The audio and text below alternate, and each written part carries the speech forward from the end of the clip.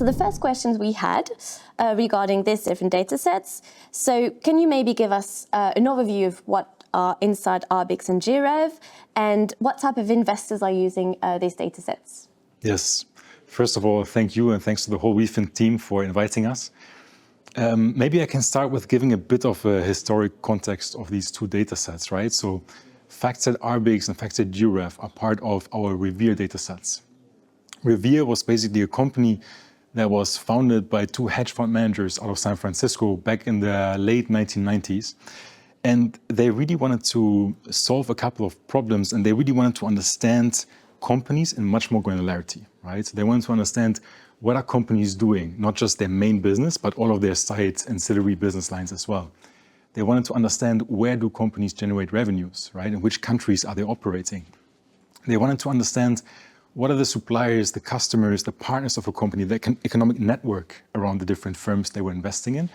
And that's where really they started, they started RBICS, they started GeoRev, which stands for Geographic Revenue Exposure. They started the supply chain data set. And then Revere was basically bought by FactSet in 2013. And the Revere data sets are still one of the most requested data sets on the FactSet side. Now, maybe to deep dive into the data sets in a bit more detail, FactSet GeoRev solves for a key problem. And the problem is really that companies are reporting geographic revenue breakdowns in a very incomplete and non-standardized way, right? So companies are actually required to report revenue breakdowns to geographic regions, but how they define the geographic regions is entirely up to them, right? So you have basically many different companies having many different geographic definitions. And to standardize this, FactSet basically collects all this data and uses the most granular data available, but then also uses our own algorithm based on a GDP weighting to basically estimate revenue exposures down to the country level. Okay. So GRF is this 4-level taxonomy, if you will. On the top level, you have super regions. And then the 4th level, you have around 280 different countries.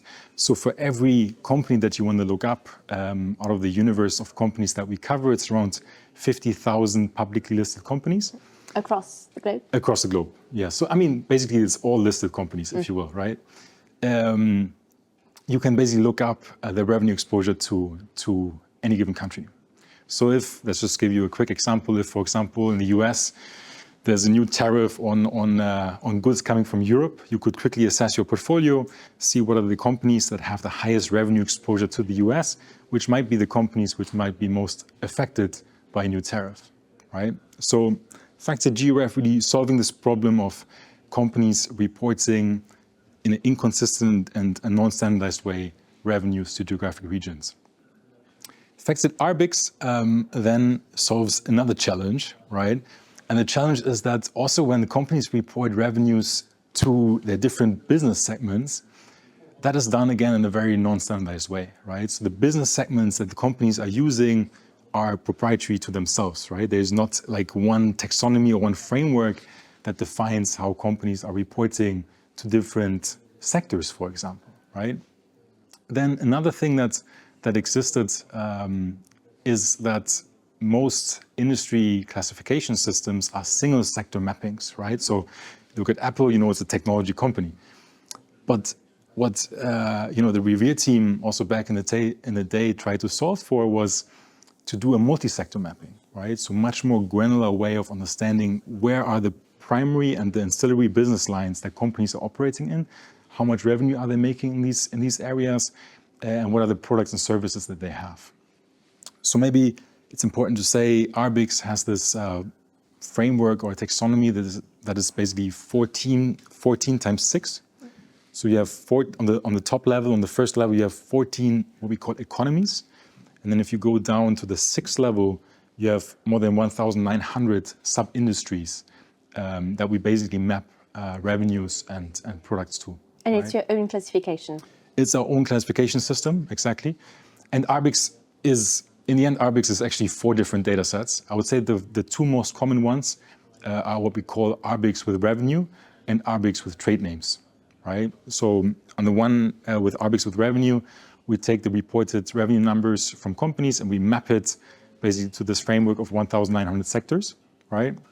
And what you end up is basically then a very granular understanding, which niche areas are these companies generating revenues, how much % are they generating here or there. And then the RBICS with trade names data sets, there we basically look into all the material products and services of the companies. And we map those products to the framework of 1,900 sectors. So in an even more granular way, where does a company have products and where does it have services? Okay.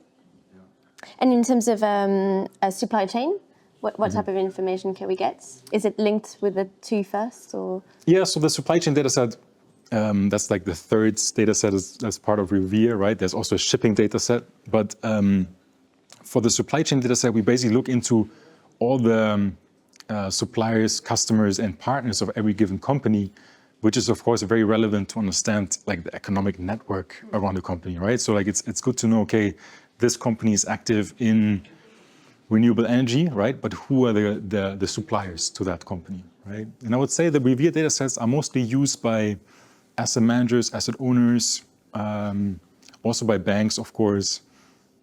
We also have clients in the index business, right, who use RBICS to really go and classify companies that are in niche subsectors, and ESG providers. So many ESG providers that you also have on your platform, they actually use raw data from FactSet to then create further products on top. Okay, really interesting. So I guess when we are looking at data, the main question is, where do you source the information? Because you need to gather the information for all these companies across the globe. The next question investors always have, say, how often do the data is updated? And finally, how are you checking the data? Is it done manually? Do you use AI, as it was something we were mentioning? And how are you doing as well? That was my last question. How are you doing when companies don't really want to report, or when they have opaque on their, I guess, because it's quite complex questions you're asking when you need to know exactly in their own company, what are the products that they are producing, the amount of product, the revenue of each product. So how are you doing? A lot of questions. A lot of questions. I hope I remember them all. I think the first was the sources, right? So looking at the sources, if you look at RBICS, but also at GRF, we only use primary sources, right? So this would be annual or regulatory reports. This would be press releases, investor presentations. This would be the websites of companies, right? So we only take as a source basically the company reported information. We also dependent on companies reporting that information, right? So with RBICS, for example, we don't do any estimates.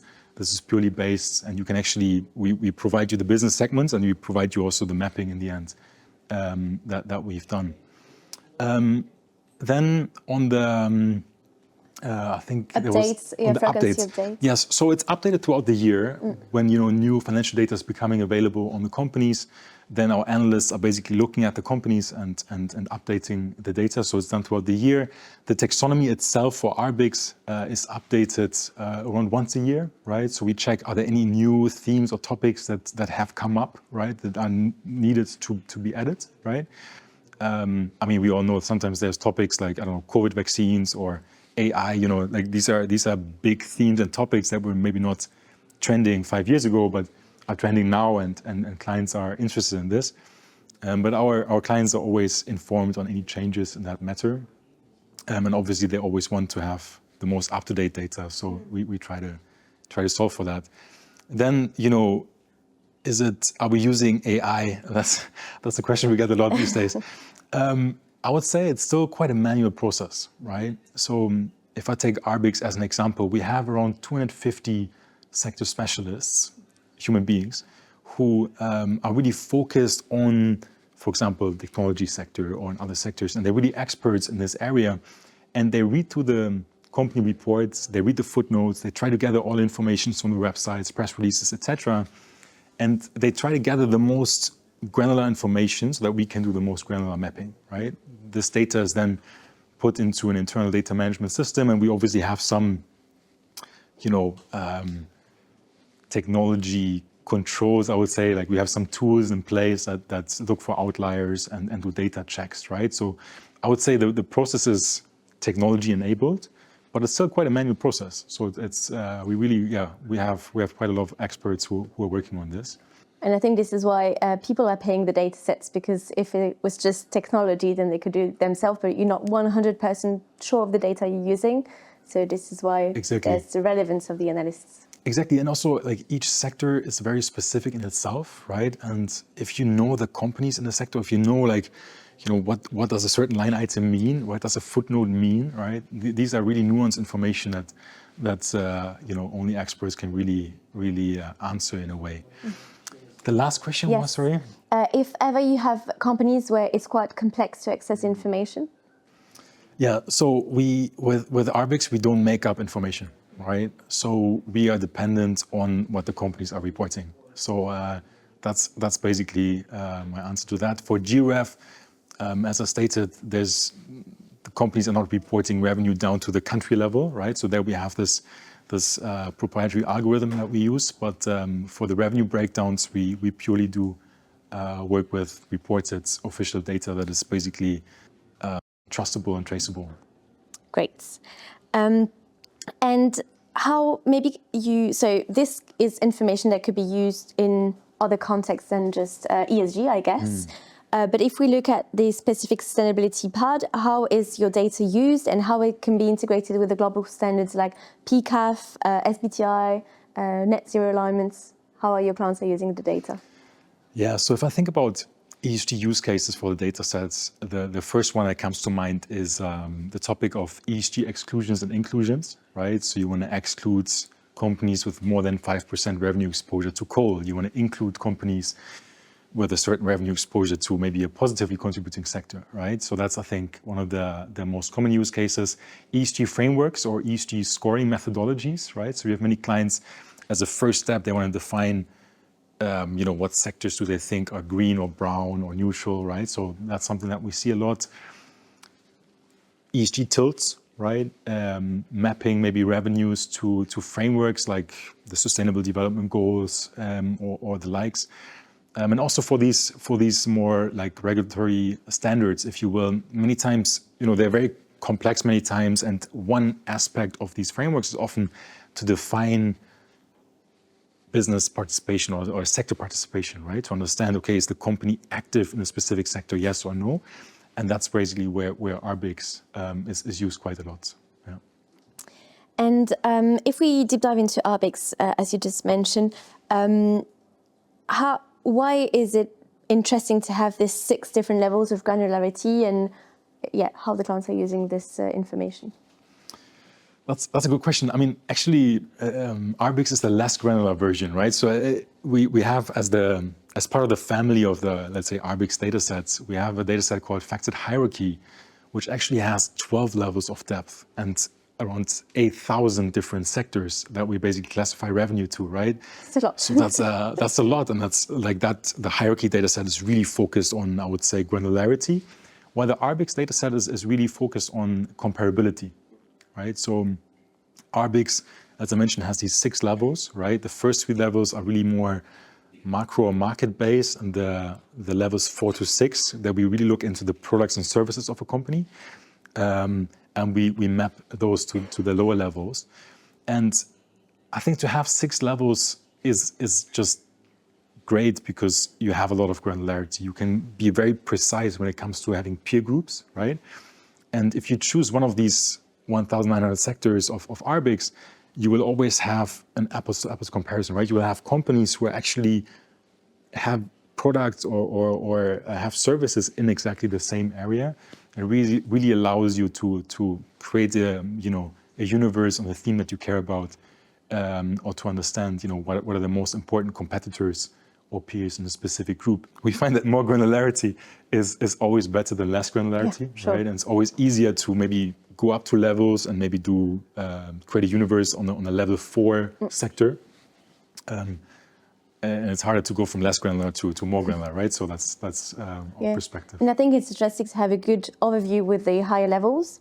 And then I guess when investors are engaging with a company, it's always really good to have this granular information when you have to deep dive in a specific issue with a company. To have this level of information can be really interesting, I guess, in the engagement process. Yes.